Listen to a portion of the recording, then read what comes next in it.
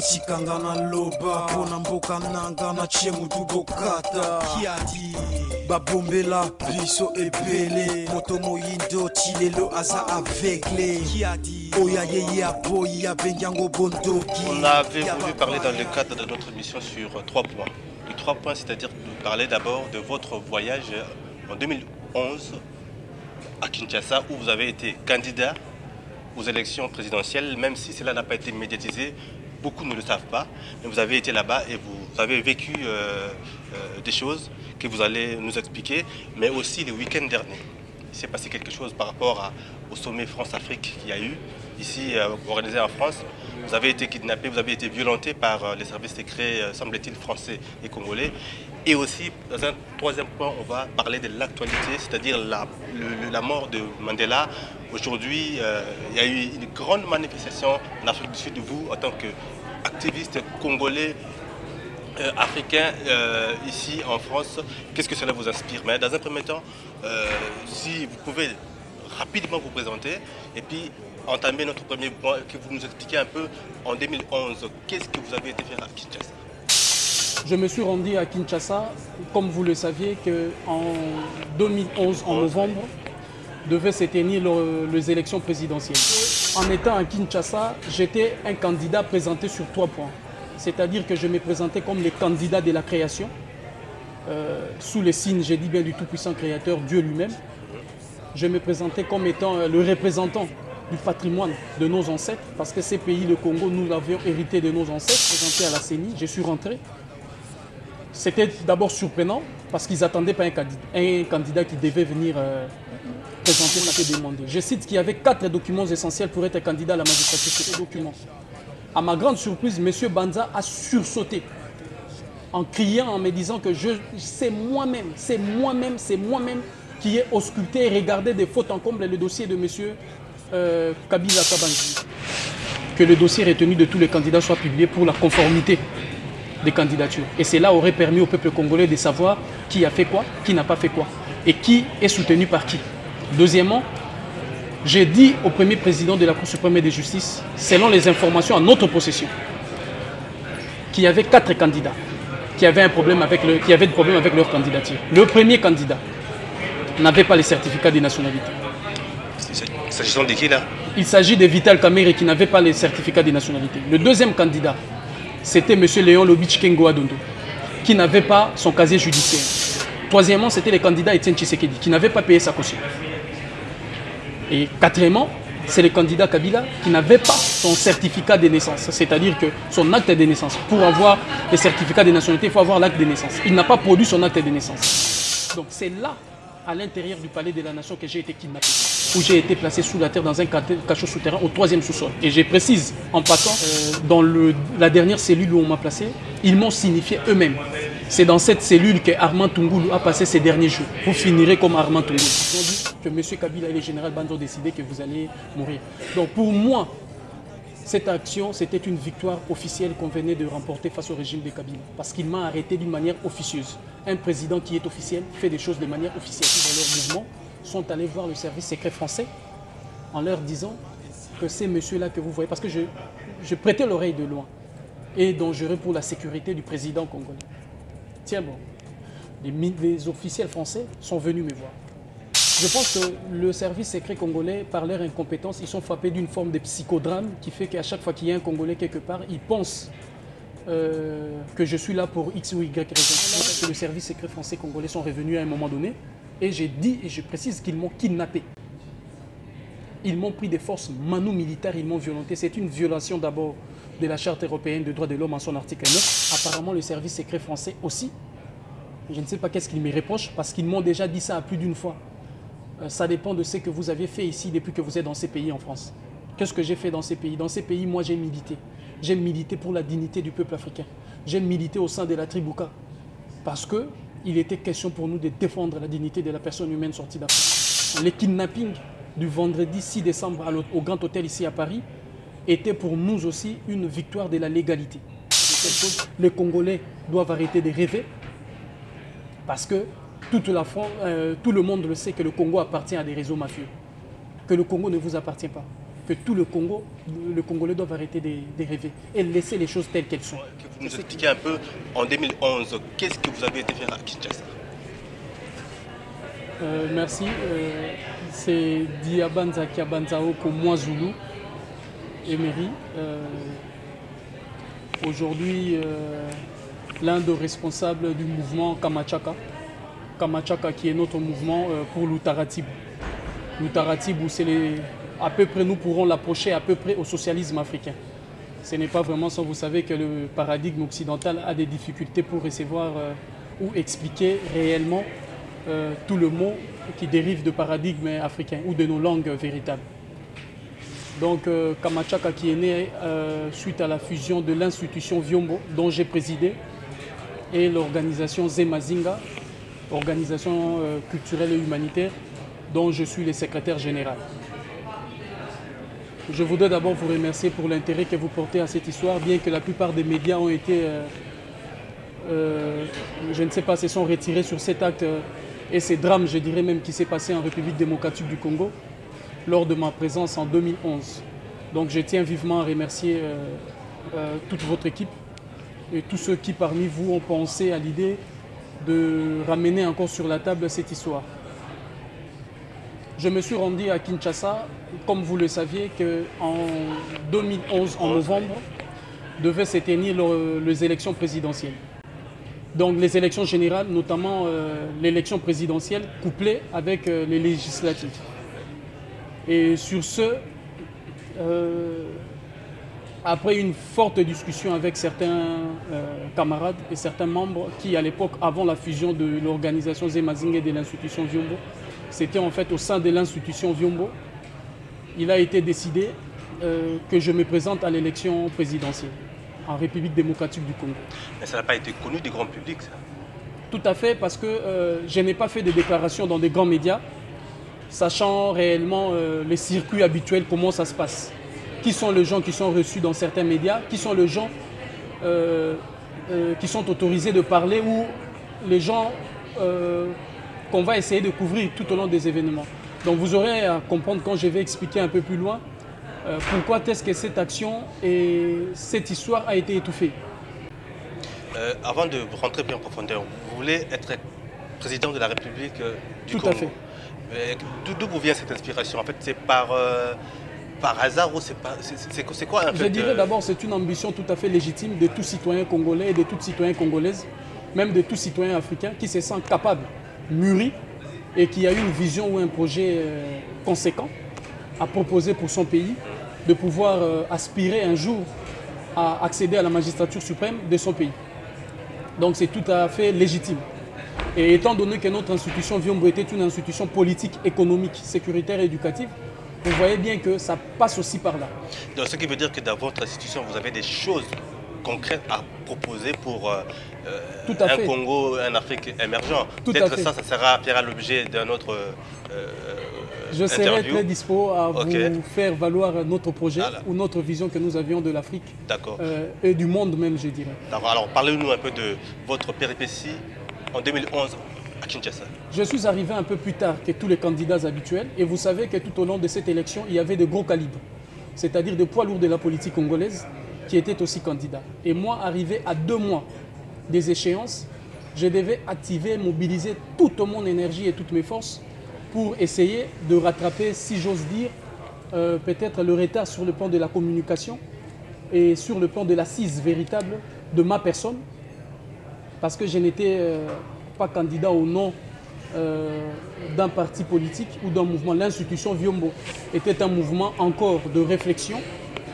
et de militantisme africain sur l'axe politique, économique, sécuritaire et éducatif.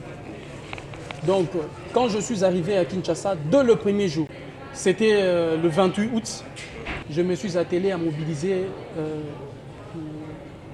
la presse, à mobiliser le peuple congolais, en particulier la jeunesse et le maman, parce qu'en étant à Kinshasa, j'étais un candidat présenté sur 3 points. C'est-à-dire que je me présentais comme le candidat de la création, sous les signes, j'ai dit bien, du tout-puissant créateur, Dieu lui-même. Je me présentais comme étant le représentant du patrimoine de nos ancêtres, parce que ces pays, le Congo, nous l'avions hérité de nos ancêtres. Je me présentais comme le défenseur de la femme noire. Vous savez aujourd'hui que la femme africaine est devenue l'objet de toutes les animalités, de toutes les insultes et de toutes les humiliations. Et qu'elle est empêchée sur tout le point pour s'exprimer. Il a fallu qu'il y ait quelqu'un né de la femme noire, qui est aussi époux d'une femme noire et frère de beaucoup de sœurs noires, de se mobiliser pour défendre la cause de la femme africaine et en particulier de la femme noire, mais aussi de la femme congolaise. C'est au nom de ces trois, je dirais,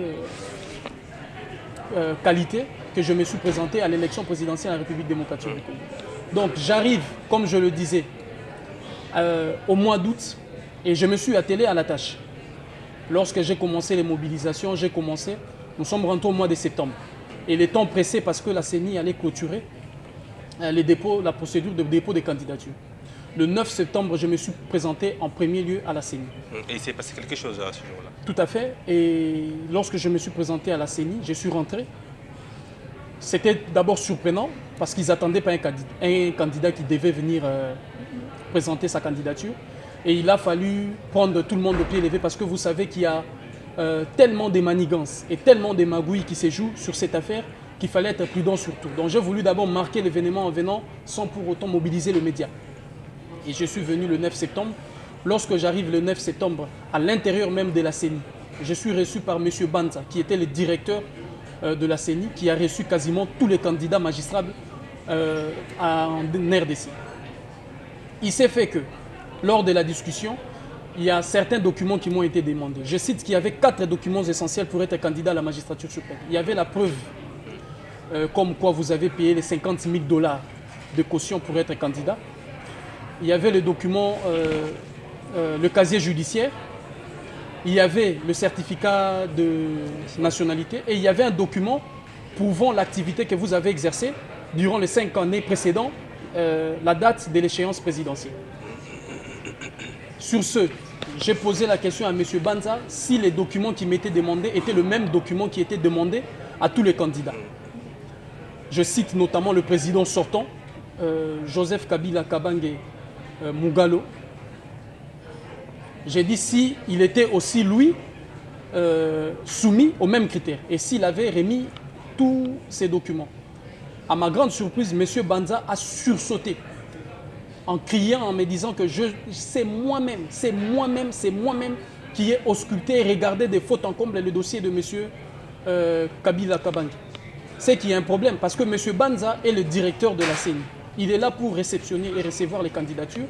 Ce sont les juristes qui viennent vérifier la légalité de la candidature et d'autres experts de la CENI qui regardent de près qu'est-ce qu'il en est de la candidature.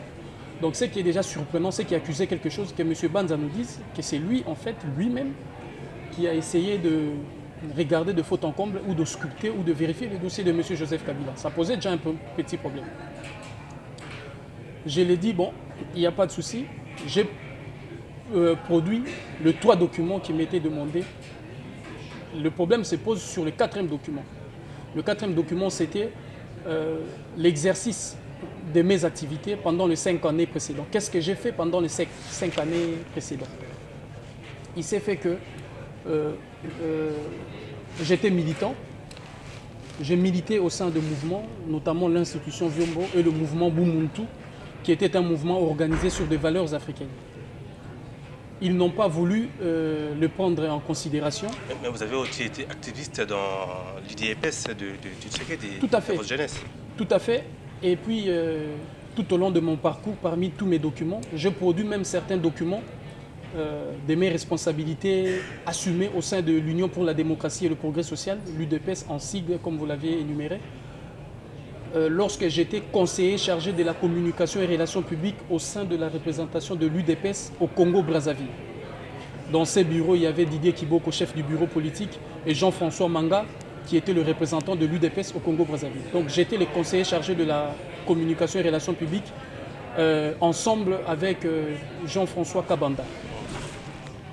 Il s'est fait que j'ai produit ces documents. Les documents de l'UDPS n'ont pas été acceptés. En me disant ça, ce sont des ordres d'émission mais ce n'est pas un document qu'on peut prendre en considération. Deuxièmement, j'ai produit le document de Bumuntu. J'ai sollicité l'un des ministres du Travail de notre mouvement, à savoir M. Kailou Moukadi, qui était ici à Paris, qui m'a envoyé le document. Un document qui a été certifié et légalisé par le gouverneur ou le bourgmestre de la commune de Matete, qui a certifié la légalité de ces documents. Et j'ai produit ces documents le lendemain, le 10 septembre, à la CENI. Ces documents ont été acceptés. Après discussion et tout, les documents ont été acceptés. Il restait la confirmation de ma candidature en attendant le virement de fonds qui devait apparaître dans les écritures de la CENI.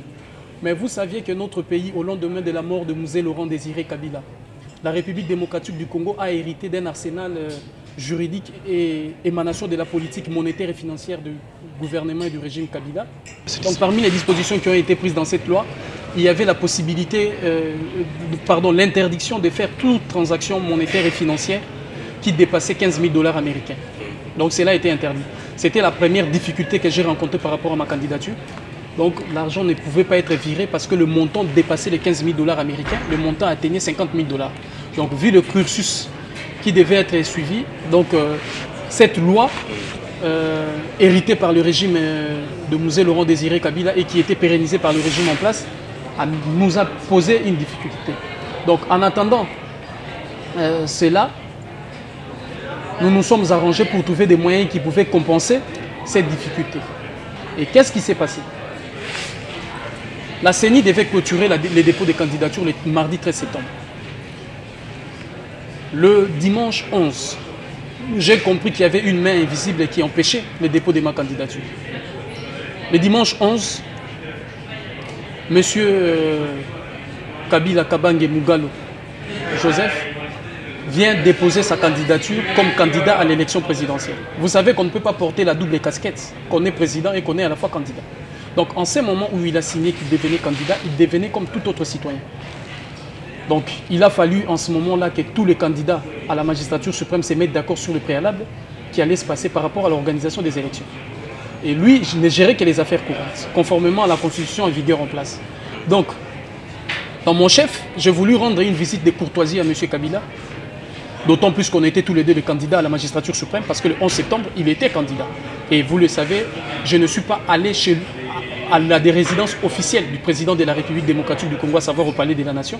Je suis allé dans sa résidence privée, parce qu'il était un candidat. Une visite de courtoisie, le président Tshisekedi a rendu une visite de courtoisie au président Bemba à la haie. Le président Kamere a rendu une visite de courtoisie au président Oscar Kachala. Donc en politique, une visite de courtoisie est permise, d'autant plus que nous deux, nous devenons des candidats à la magistrature suprême. Et moi, ma demande était tout à fait en cours. Cette démarche a failli basculer tout parce que les militaires de Kabila m'ont empêché de rentrer. Et il s'est passé des intercations avec toute mon équipe qui m'accompagnait. Nous étions au moins une dizaine ou une quinzaine de personnes. Nous sommes répartis, ils m'ont demandé d'aller au Palais de la Nation. J'ai trouvé que la démarche était insensée parce que Kabila n'était plus le président officiel du Congo. Et sur ce, je suis rentré. Le mardi 13 septembre, à la surprise de tout le monde, la date à laquelle les dépôts des candidatures devaient être clôturés, la CENI arrête les dépôts des candidatures le 11 parce qu'il y avait mon équipe, les experts juristes qui étaient en place pour essayer de vérifier la validité de ma démarche et d'essayer de certifier maintenant ma candidature par rapport aux fonds qui ont été déjà débloqués. La CENI, à la grande surprise, a bloqué les dépôts des candidatures le 11, alors qu'il était le lundi 12, alors que c'était prévu pour le mardi 13, à minuit. Déjà là, tout a été coincé. Officiellement et légalement, ma candidature a été bloquée. Qu'est-ce qui s'est passé par la suite alors? Qu'est-ce qui s'est passé par la suite? Le mardi 13 septembre, je reçois un appel de chef du protocole de la présidence de la République démocratique du Congo, c'est-à-dire la présidence sortante de M. Kabila. Ils m'ont appelé pour me dire que le président Kabila, donc en ce moment-là, il n'était plus président du Congo, l'ex-président du Congo, donc le président sortant Kabila, souhaitait vous rencontrer. C'était une visite de courtoisie, je suis allé, il ne m'a pas reçu, et là, il demande de me recevoir. J'étais où en ce moment-là? J'étais à la Cour suprême de justice et des comptes, où j'ai écrit une lettre à l'initiative de tout mon bureau, après réflexion, et des juristes qui m'accompagnaient. J'ai fait une lettre en l'intention du premier président de la Cour suprême de justice et de la Cour des comptes, comme quoi, dans laquelle j'ai demandé deux choses principalement. La première, j'ai demandé à ce que le dossier de tous les candidats soit publié. Que le dossier retenu de tous les candidats soit publié pour la conformité des candidatures. Et cela aurait permis au peuple congolais de savoir qui a fait quoi, qui n'a pas fait quoi, et qui est soutenu par qui. Deuxièmement, j'ai dit au premier président de la Cour suprême de justice, selon les informations en notre possession, qu'il y avait 4 candidats qui avaient des problèmes avec leur candidature. Le premier candidat n'avait pas les certificats de nationalité. S'agissant de qui là? Il s'agit de Vital Kamerhe qui n'avait pas les certificats de nationalité. Le deuxième candidat, c'était M. Léon Lobich Kengo Adondo, qui n'avait pas son casier judiciaire. Vous savez que l'office Obema de Bien Malaki, mis par Laurent Désiré Kabila et la conférence nationale souveraine, avait épinglé M. Kengo Adondo comme étant quelqu'un qui était cité dans la liste de ceux qui ont des litiges par rapport au Bien Malaki. Donc c'est un peu contradictoire que la candidature d'une personne pareille soit acceptée. Donc il n'avait pas les casiers judiciaires. Troisièmement, c'était le candidat Étienne Tshisekedi qui n'avait pas payé sa caution. Et quatrièmement, c'est le candidat Kabila qui n'avait pas son certificat de naissance, c'est-à-dire que son acte de naissance. Pour avoir le certificat de nationalité, il faut avoir l'acte de naissance. Il n'a pas produit son acte de naissance. Ce sont des informations à notre possession. Donc j'ai écrit au premier président de la Cour suprême de justice de diligenter une enquête sur les dossiers de ces 4 candidats. Parce que moi, il m'a été demandé tous ces 4 documents. Alors que ces candidats que je viens de vous citer, les 4, n'avaient pas rempli toutes ces conditions. Donc si les informations étaient fausses, le premier président de la Cour suprême de justice et des comptes n'aurait pu que diligenter une enquête et faire en sorte que mes informations soient contredites. Ce qui n'a pas été le cas. En ce moment où j'étais à la Cour suprême de justice, j'ai déposé ma lettre en sortant. Je suis allé au Palais de la Nation. Je vous dis au Palais de la Nation. Les portes du Palais de la Nation s'est ouvertes. J'ai déposé à la porte les documents qui m'ont été remis par la CENI. Sur le document était écrit Diabanza Kiabanzaoko Emery, candidat à la magistrature suprême de la République démocratique du Congo. Candidat président Diabanza Kiabanzaoko Emery. Ces documents ont été remis par la CENI à tous les candidats. Tous les candidats qui ont été à la CENI le savent. J'ai déposé ces documents-là à l'entrée et à l'intérieur du Palais de la Nation, je suis entré au salon présidentiel où Joseph Kabila devait me recevoir, où on devait s'entretenir. 2 points, 3 points. C'était d'abord une visite de courtoisie. De 2, sur des questions sécuritaires. Vous savez que Joseph Kabila est devenu aujourd'hui la cause principale de l'insécurité dans notre pays. Suite, je ne sais pas, à sa personne ou à sa politique ou à de nombreux réseaux mafieux dans lesquels il s'est embourbé ou il a embourbé le Congo. Ou peut-être dans lesquels il a trouvé le Congo. Et troisièmement, c'était une question discutée sur les éventualités de la paix en République démocratique du Congo. Parce que c'est une question essentielle. D'autant plus que l'Organisation des Nations Unies, la charte de l'Organisation des Nations Unies, octroie à tout citoyen de la Terre le droit de veiller à l'application de la charte des Nations Unies, à la stabilité et à la paix. Donc en ces vertus-là, il y avait des matières à discussion et c'était tout à fait légitime. Et vous savez que cette démarche, la démarche qui était la mienne, s'inscrivait aussi dans la continuité de la politique étrangère de la République démocratique du Congo, parce que nous étions à la veille de la 66e session de l'Assemblée générale de l'Organisation des Nations Unies. Qu'allait dire M. Kabila du fait qu'il n'était plus le président officiel de la République démocratique du Congo? Donc c'est là, à l'intérieur du Palais de la Nation, que j'ai été kidnappé. Kidnappé. Je vous dis, lorsque je suis allé m'asseoir sur le salon présidentiel, j'ai été reçu par M. Pierre Lumbi, les conseillers numéro 1 en matière de sécurité de M. Kabila.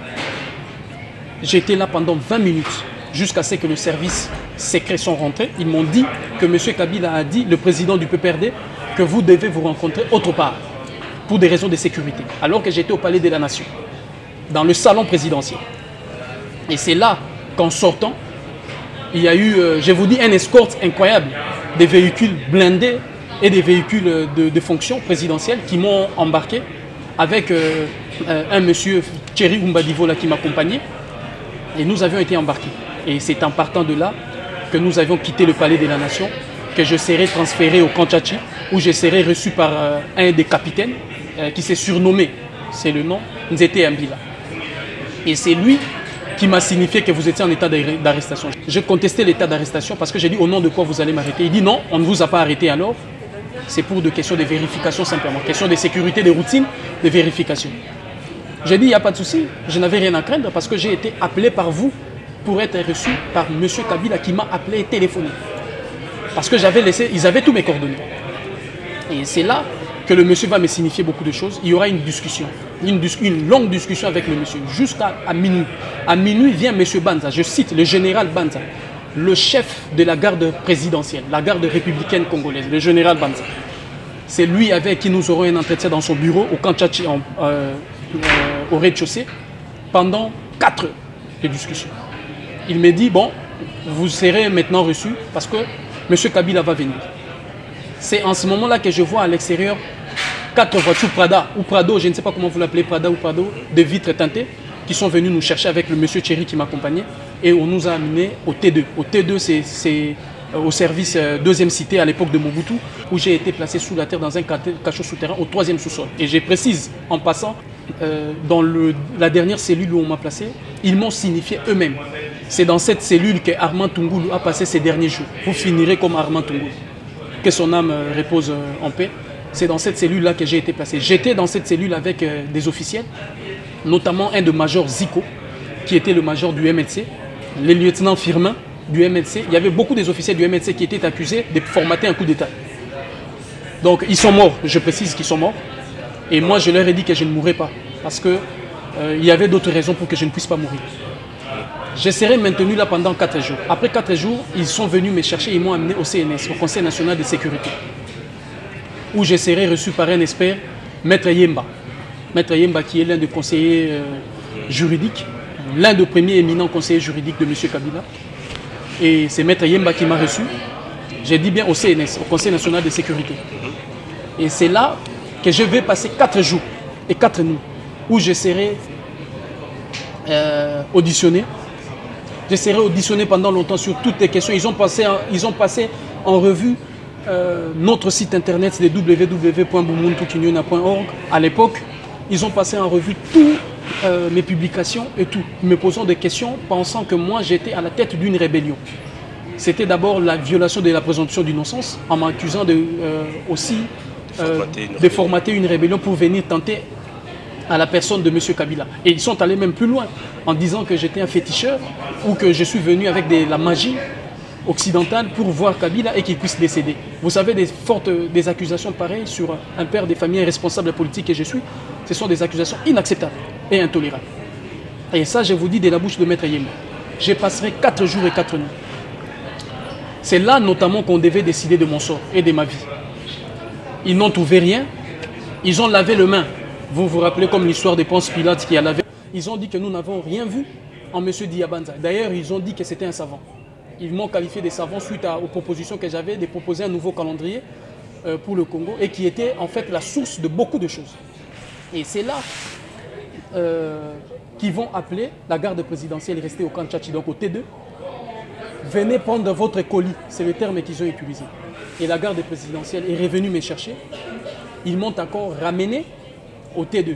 Et lorsque je suis rentré, tous les militaires ont dit, vous n'aviez pas vaincu au CNS, vous allez mourir. Et ils sont venus m'annoncer, effectivement, M. Kabila et le général Banza ont décidé que vous allez mourir. Votre vie s'arrête ici.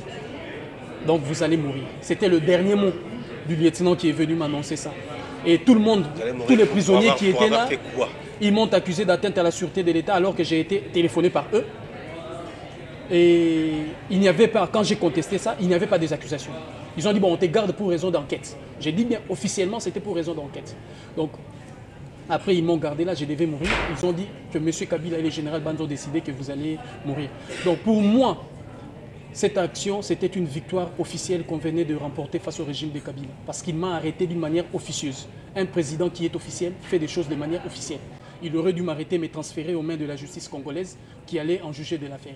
Donc en me maintenant au secret, détention au secret et en m'enlevant mes privant des libertés de manière officieuse. Donc nous avions remporté la victoire officielle face au régime de Kabila. Donc voilà ce qui s'est passé en République démocratique du Congo lors de ma présentation au Congo où je devais être candidat à la magistrature suprême en République démocratique du Congo. Donc ma candidature a subi un coup par rapport à cet enlèvement ignoble orchestré par les forces, je cite, présidentielles. La garde républicaine, sous le contrôle et sous l'emprise de M. Joseph Kabila Kabange Mugabe.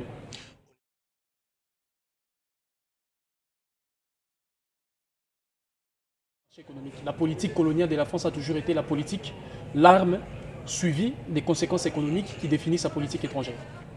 Donc en ce moment-là, les services secrets congolais, je ne sais pas qu'est-ce qu'ils se sont dit, ils ont paniqué. Et puis, j'étais là en ce moment-là aussi en train de consommer en tant que client parce que j'étais surpris qu'il y ait les services secrets congolais qui m'ont approché.